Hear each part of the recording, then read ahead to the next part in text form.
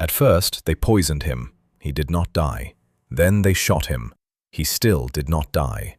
Then they shot him again. Still, the story says, Rasputin rose from the floor and tried to escape into the freezing Russian night. By the time his killers were finished, they believed they were no longer murdering a man. They believed they were fighting something unnatural. A demon. A curse. A shadow that had crawled into the heart of the Russian Empire. But the strangest part of Rasputin's story is not how he died. It is how he got close enough to matter.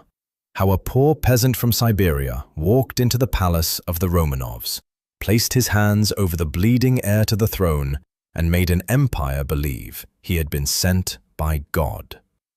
Grigori Rasputin was born far from power, far from marble halls, far from crowns. He came from a small village in Siberia in 1869, a place of mud roads, wooden houses, brutal winters, and people who lived close to hunger and prayer. He was not born noble. He was not educated like a courtier. He did not speak like a priest. He was rough, unpolished, strange. Even as a young man, people around him whispered that there was something different about him. Some said he had visions. Some said he could sense things others could not. Some said he was simply a drunk, a wanderer, a sinner hiding behind religion. And maybe, in Rasputin, all of those things lived together. That was the danger of him. No one could agree what he was. A holy man, a fraud, a healer, a madman, a servant of God, or something much darker. Russia at the beginning of the 20th century was already cracking. It looked enormous on the map. It had armies, palaces, churches, rituals, gold, uniforms, and one of the oldest royal dynasties in Europe. But beneath the surface, the country was restless. Workers were angry, peasants were poor, revolutionaries whispered in secret rooms. The old world was still standing, but the floor beneath it had begun to rot.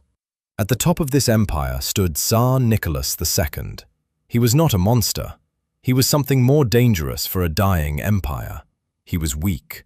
A man raised to believe that God had placed him on the throne, but not strong enough to understand the storm gathering around him.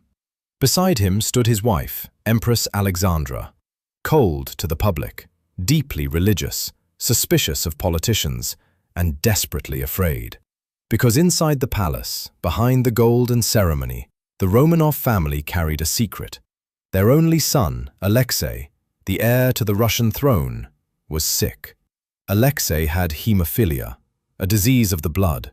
A small injury could become a crisis. A bruise could become agony. A fall could become death.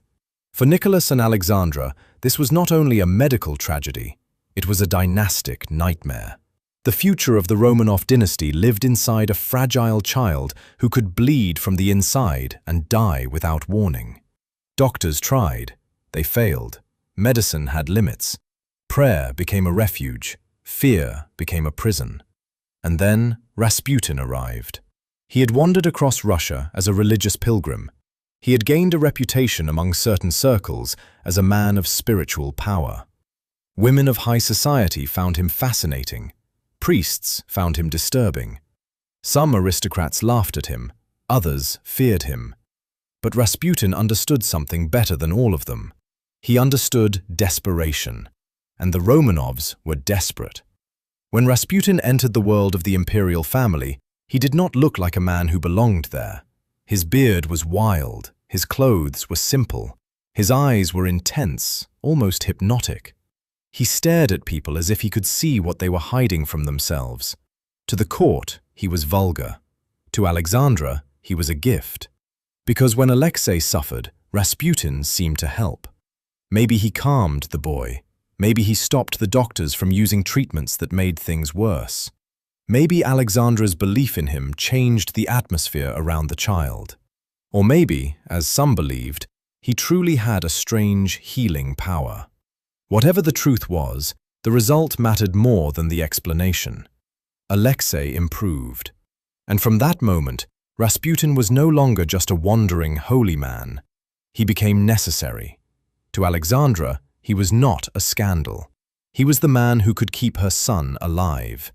And if her son was the future of Russia, then Rasputin was protecting the future of the empire. That belief gave him power, a terrifying amount of power. The Russian court hated him. They hated his smell, his manners, his influence, his access to the royal family. They hated the fact that a peasant could walk into rooms where nobles had spent generations trying to be invited. Rumors spread everywhere.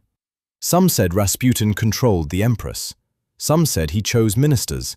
Some said he corrupted noble women. Some said he was secretly working for Russia's enemies. Some of it was exaggerated.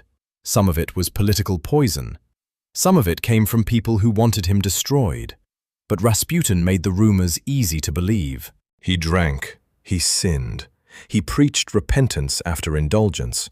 He moved between holy language and filthy behavior as if contradiction did not bother him. That made him impossible to defend. And yet Alexandra defended him, again and again. To her, every attack against Rasputin was an attack against the man who saved her son. And that loyalty slowly poisoned the image of the monarchy.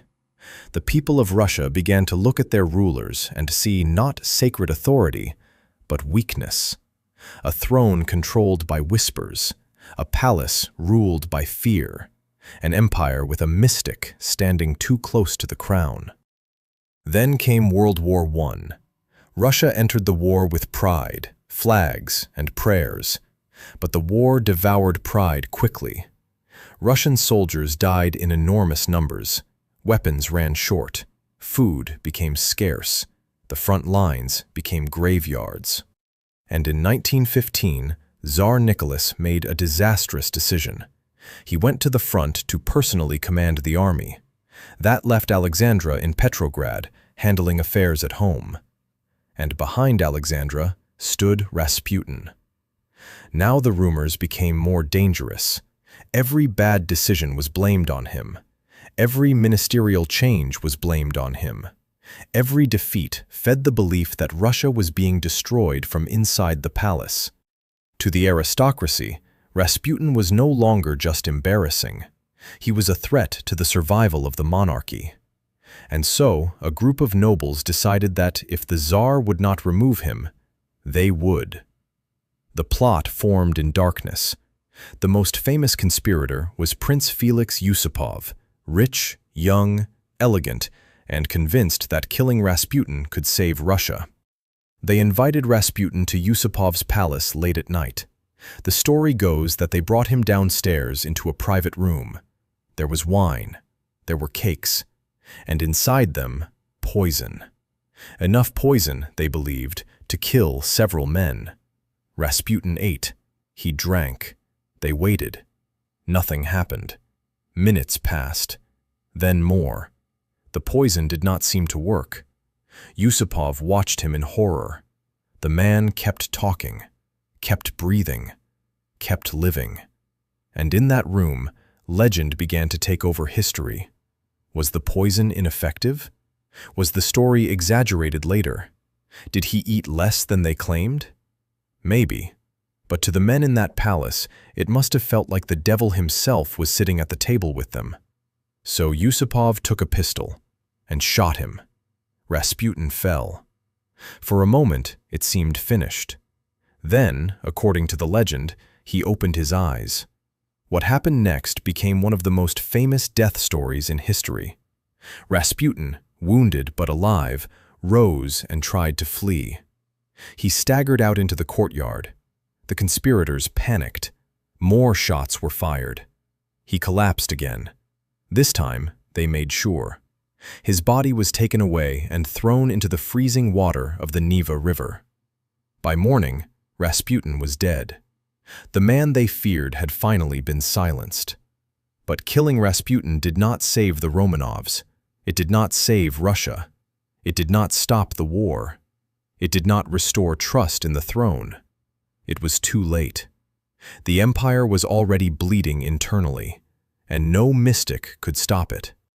Just weeks after Rasputin's death, revolution came. Crowds filled the streets. Soldiers refused orders. The old fear of the Tsar disappeared. Nicholas II abdicated. The Romanov dynasty, which had ruled Russia for more than 300 years, collapsed almost overnight. The palace that had once seemed untouchable became a memory. The royal family was placed under guard, and in 1918, Nicholas, Alexandra, their children, and their servants were executed in a basement in Yekaterinburg. Alexei, the boy Rasputin had once seemed to save, died with them. The future Rasputin had protected never came. The empire he haunted disappeared into blood, revolution, and silence. That is why Rasputin's story refuses to die. Not because every legend about him is true. Many are probably not. The poison, the impossible survival, the demonic strength, the supernatural power. History and myth wrap around him so tightly that it is difficult to separate the man from the monster people needed him to become. But maybe that is the point. Rasputin became the face of a dying empire's sickness, a peasant in the palace, a holy man who sinned openly, a healer surrounded by scandal, a man who seemed impossible to kill, standing beside a monarchy that was already dying. In the end, Rasputin did not destroy Russia. Russia was already breaking. But he became the shadow on the wall, the symbol everyone could point to, the proof that something inside the empire had gone terribly wrong. They killed him because they believed removing one man could stop history. But history was already moving. Cold, patient, unstoppable.